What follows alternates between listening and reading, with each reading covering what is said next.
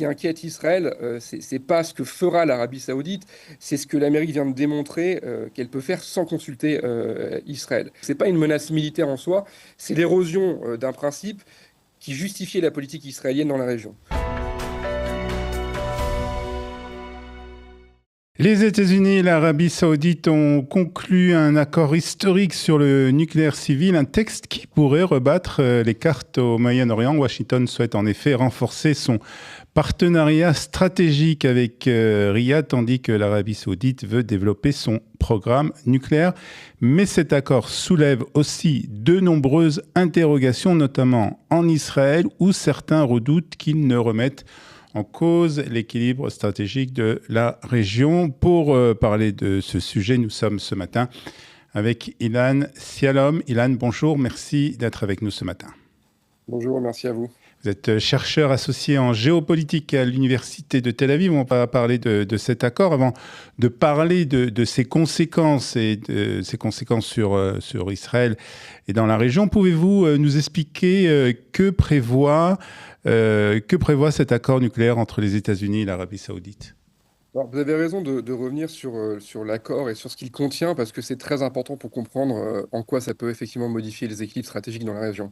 On a aujourd'hui deux textes qui ont été signés mercredi dernier. Un texte qui est lié à ce qu'on appelle l'Atomic Energy Act, qui est le texte américain qui encadre les transferts civils vers un pays étranger. Donc, premier texte qui est signé. Deuxième texte, c'est un accord bilatéral de garantie. Durée de ces deux textes, 30 ans, avec un réacteur nucléaire qui serait construit par une entreprise américaine, Westinghouse pour ne pas le nommer. Maintenant, ce qu'il faut bien comprendre, c'est que ce n'est pas encore entré en vigueur. On a 90 jours de revue de cet accord au Congrès. Et le texte est non publié. Donc on discute sur ce qu'on sait, voilà, mais le texte en soi, on ne l'a pas encore vu. Ce qu'il faut comprendre, c'est que des dizaines de pays aujourd'hui ont un accord, ce qu'on appelle un accord 1, 2, 3, c'est le nom de la clause dans l'Atomic Energy Act. Ce qui est véritablement nouveau, et c'est une première mondiale, jamais les États-Unis n'avaient aidé un pays tiers à enrichir de l'atome chez lui. Idem sur le retraitement du plutonium, ça n'avait jamais jusqu'à maintenant été évoqué, et c'est ce que finalement ouvre cet accord entre l'Arabie Saoudite et les États-Unis. Si je devais comparer avec quelque chose, les Émirats Arabes Unis ont signé aussi un accord 1, 2, 3 en 2009, mais dans cet accord, ils renonçaient à l'enrichissement, ils renonçaient au retraitement, il y avait la signature du protocole additionnel de l'AIEA. Aujourd'hui, cet accord saoudien avec les États-Unis n'en reprend aucun. Deuxième dérogation qui est moins commentée, c'est que Riyad pourrait de fait limiter les sites accessibles aux inspecteurs. Donc voilà, c'est quelque chose ce qui est vraiment nouveau, ce qui est sans précédent, c'est cet enrichissement souverain qu'on n'avait encore jamais vu dans un accord américain. Alors, vous avez parlé de la possibilité pour l'Agence internationale de l'énergie atomique de visiter justement ces sites. Visiblement, d'après ce qu'on comprend, cet accord ne prévoit pas l'application donc de ce protocole. Est-ce que, selon vous, c'est une faille dans le dispositif de contrôle ? Alors, il n'appliquera pas, selon cet accord, Riyad n'appliquera pas le protocole additionnel de l'AIEA, mais il y a une substitution par un accord bilatéral américano-saoudien. C'est ce que je vous disais par rapport à ce second texte. Qu'est-ce que ça veut dire concrètement ? Ça veut dire que seule l'administration américaine va appliquer des mesures renforcées aux étapes sensibles. C'est quoi les étapes sensibles ? Ça va être l'enrichissement, la conversion, la fabrication de combustible et le retraitement. Donc l'AIEA aujourd'hui n'inspecterait que les installations d'origine américaine. En fait, qu'est-ce que c'est que le protocole additionnel ? Il faut bien comprendre ça. Le protocole additionnel ne s'intéresse pas aux sites qui sont déclarés. Ceux-là, ils sont déjà couverts. Par contre, ça sert à s'intéresser aux installations qui ne sont pas déclarées. Donc, qu'est-ce qui se passe à l'heure actuelle ? C'est qu'on va remplacer un accord multilatéral qui est lié au traité de non-prolifération, qui est adossé à une organisation internationale. C'est remplacé par un arrangement qui est bilatéral, dont les termes aujourd'hui ne sont pas publics, je le répète. Donc, c'est pas nécessairement plus faible sur le papier, mais c'est plus fragile. Parce que ça peut être révocable, parce que c'est opaque, parce que ça dépend aussi de l'état de la relation américano-saoudienne à un instant donné. Et là-dessus, aujourd'hui, c'est là-dessus qu'on ne sait pas vers où ça ira. Le régime peut totalement changer dans les 30 ans, 30 ans qui viennent. Et c'est là que le risque se trouve. Alors, ça fait longtemps qu'on parle d'un accord entre les États-Unis et l'Arabie saoudite sur le nucléaire. civile. Déjà, on en parlait à l'époque de l'administration Bush. Alors pourquoi les États-Unis ont accepté aujourd'hui un accord qu'ils hésitaient encore à conclure il y a quelques années? Alors, vous avez raison, Washington hésitait, mais ils n'hésitent pas depuis Trump, depuis l'administration Biden. Ça fait 15 ans qu'il y a une hésitation. L'accord devait être bouclé, hein, c'est un secret de polichinelle, mi-2024, mais il était intégré à un paquet plus global de sécurité. Qu'est-ce qu'il y avait dans ce paquet? Une normalisation avec Israël, la perspective d'un État palestinien, des garanties de défense mutuelle. Voilà, ce paquet, il a explosé en réalité après octobre 2023. Qu'est-ce qu'on voit aujourd'hui? C'est qu'il y a un changement de nature dans cette relation avec l'Arabie Saoudite du côté américain. Pendant 15 ans, le nucléaire civil, en gros, c'était un levier. Washington retenait cette possibilité, cette option pour obtenir autre chose. Là, finalement, on est sur quelque chose d'autre. C'est quelque chose que Washington donne pour obtenir autre chose, et c'est autre chose, c'est ça qui est intéressant. Qu'est-ce qu'on voit aujourd'hui? Il y a trois facteurs concrètement. Un premier facteur, c'est la concurrence. La concurrence, c'est quoi? Si les États-Unis ne fournissent pas, c'est qui va le faire, la Russie ou la Chine? C'est un argument qui est ancien mais qui est devenu opérationnel. La deuxième chose, c'est la question de l'industrie. Il y a des dizaines de milliards de dollars en jeu. Westinghouse au premier rang. L'administration aujourd'hui parle, et c'est pas moi qui le dis, c'est elle-même, elle parle de renaissance nucléaire américaine.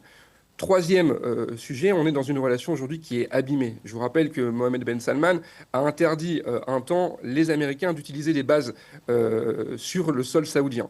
Donc on est dans un moment qui est... c'est un argument américain, il est réel en fait. On a 30 ans de dépendance technologique derrière cet accord, c'est un instrument de contrôle, mais l'échange en fait il est asymétrique.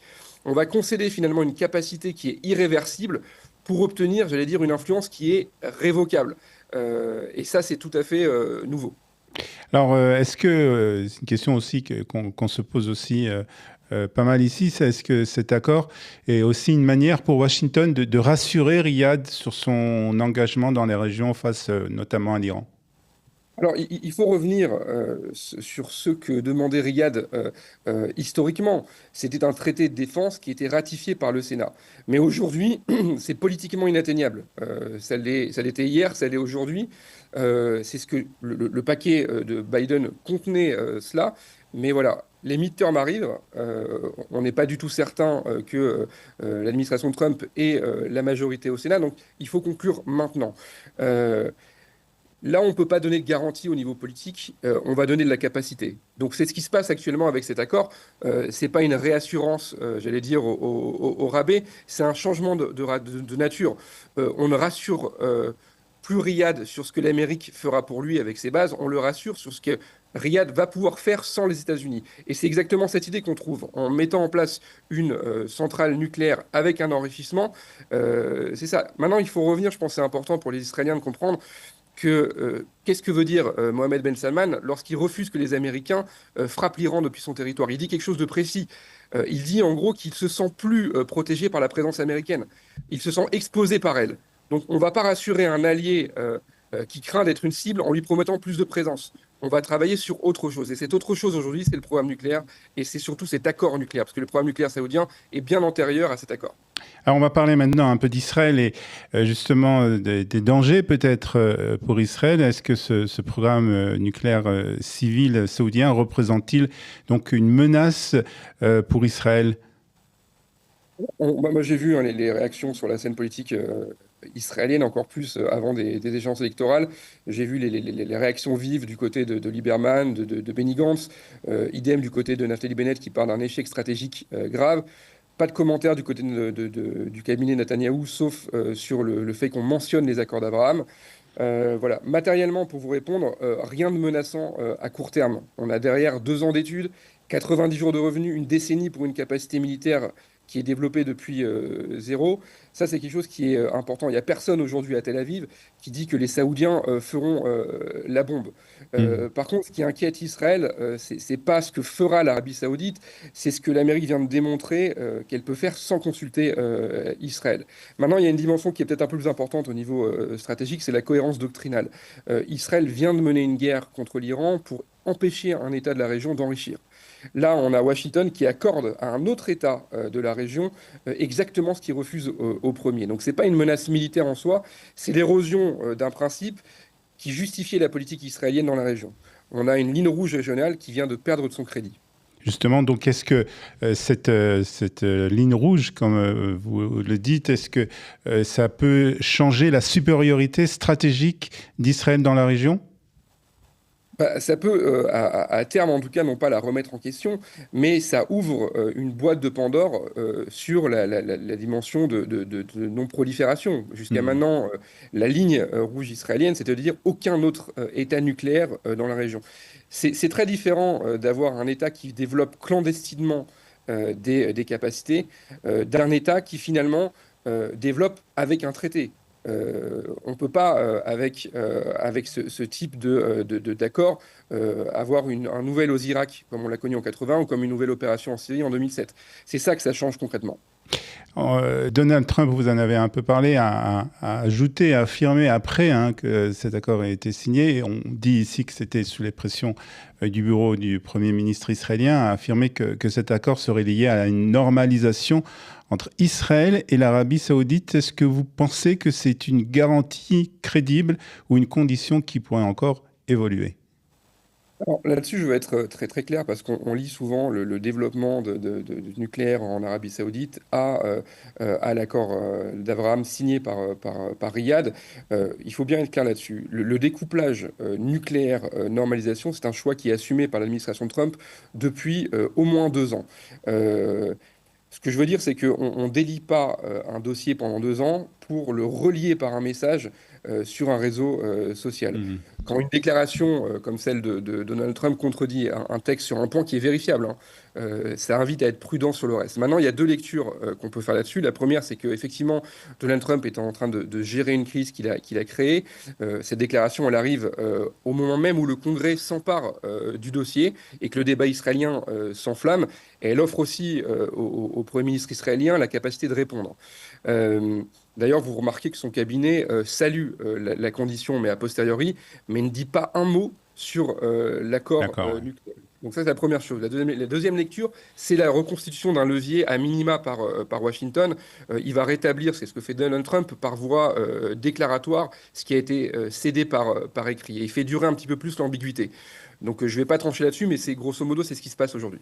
Alors pour terminer, Ilan, est-ce que ce cas saoudien, est-ce que cet accord risque d'encourager d'autres pays du Moyen-Orient, on pense entre autres à la Turquie, à réclamer aussi un programme nucléaire civil avec des capacités d'enrichissement? Alors, c'est la vraie question qui est posée, puisque cet accord, en fin de compte, encadre le programme nucléaire saoudien à court terme, mais ouvre des possibilités de prolifération à long terme.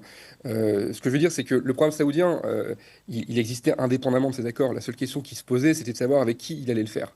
Est-ce que c'était avec les États-Unis? Est-ce que c'est avec la Chine, avec la Russie? Aujourd'hui, un fournisseur qui construit, en l'occurrence Westinghouse, qui opère, qui alimente une installation, il va voir des choses qu'aucun inspecteur ne va voir. Donc là-dessus, sur ce cas-là, sur cette dimension-là, l'accord avec les États-Unis est probablement bien meilleur qu'une alternative russe ou chinoise. Maintenant, la prolifération, elle ne se joue pas sur un seul cas, elle se joue sur les règles. Ce qui a changé cette semaine, véritablement, c'est pas la capacité saoudienne, c'est le prix d'entrée pour obtenir du nucléaire civil. Il y a trois mécanismes qui existent. C'est cette clause qui est pas moins favorable de l'accord avec les Émirats dont je parlais tout à l'heure en 2009. Il y a 19 autres accords qui ont été annoncés par l'administration aussi. Et le fait, en fin de compte, que Washington concède plus sur cet accord qu'un fournisseur comme le russe, par exemple, Rosatom. Sur l'enrichissement, encore une fois, je le répète, cette idée d'avoir un enrichissement sur un sol souverain qui n'est pas américain, c'est quelque chose qui est totalement nouveau. Donc, pour vous répondre, cet accord, finalement, il encadre le programme saoudien, il le rend possible, mais il rend aussi possible d'autres choses qui n'encadrent pas. Et là, je vous rejoins, effectivement, il y a un risque de prolifération dans la région à moyen, voire à long terme. Ilan Sialom, merci beaucoup pour ces explications. Merci d'avoir été avec nous ce matin sur Studio Kalita et Shabbat Shalom. Merci à vous.